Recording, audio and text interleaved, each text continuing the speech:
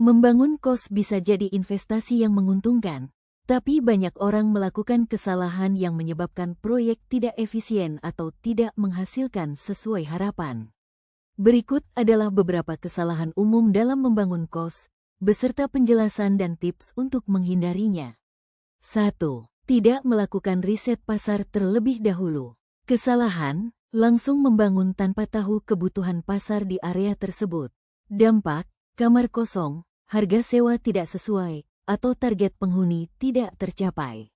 Solusi, lakukan survei. Siapa calon penghuni, mahasiswa, pekerja, pasangan muda, amati harga sewa kos sekitar. Pelajari fasilitas yang paling diminati, AC, kamar mandi dalam, dapur umum, parkir, wifi. 2. Perhitungan anggaran yang tidak matang. Kesalahan, tidak membuat rencana anggaran biaya secara rinci.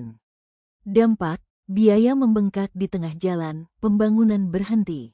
Solusi, gunakan jasa arsitek atau kontraktor untuk membuat realistis. Sisihkan 10-15% dana darurat untuk kelebihan biaya. Hitung juga biaya operasional setelah bangunan selesai, listrik, air, perawatan.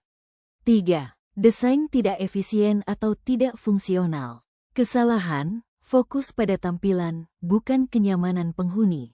Dampak, ruang sempit, sirkulasi udara buruk, penghuni tidak betah. Solusi, pastikan pencahayaan dan ventilasi cukup. Gunakan layout modular dan mudah dibersihkan. Sediakan fasilitas umum yang proporsional, dapur, jemuran, parkir.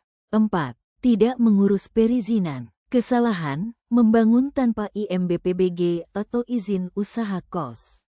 Dampak, bisa terkena sanksi, bahkan dibongkar pemerintah. Solusi, urus izin mendirikan bangunan, PBG, dan izin operasional usaha kos sesuai daerah. Pastikan lahan sesuai peruntukan di RT/RW, rencana tata ruang wilayah. 5. Tidak menghitung balik modal dan ROI. Kesalahan, hanya fokus membangun, tanpa menghitung berapa lama modal kembali. Dampak, keuangan tidak terencana, sulit berkembang. Solusi, hitung ROI, return on investment, dan payback period.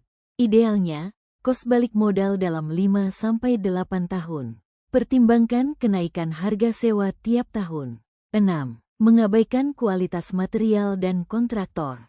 Kesalahan, memilih material dan tenaga kerja termurah tanpa memperhatikan mutu. Dampak, cepat rusak, bocor, biaya perawatan tinggi. Solusi, gunakan bahan bangunan yang tahan lama. Pilih kontraktor berpengalaman dengan kontrak kerja tertulis dan jadwal jelas. 7. Tidak memikirkan sistem pengelolaan kos. Kesalahan, tidak ada sistem manajemen setelah bangunan selesai. Dampak, kos berantakan, tagihan menunggak, penghuni keluar. Solusi, buat aturan kos yang jelas. Gunakan aplikasi manajemen kos, seperti Mamikos, Koskita, Del. Pertimbangkan pengelola atau penjaga harian. 8. Kurang memikirkan fasilitas modern. Kesalahan, tidak mengikuti kebutuhan zaman, misalnya, tanpa wifi atau keamanan. Dampak, sulit bersaing dengan kos lain. Solusi, pasang wifi, CCTV, dan sistem akses aman. Gunakan pencahayaan hemat energi.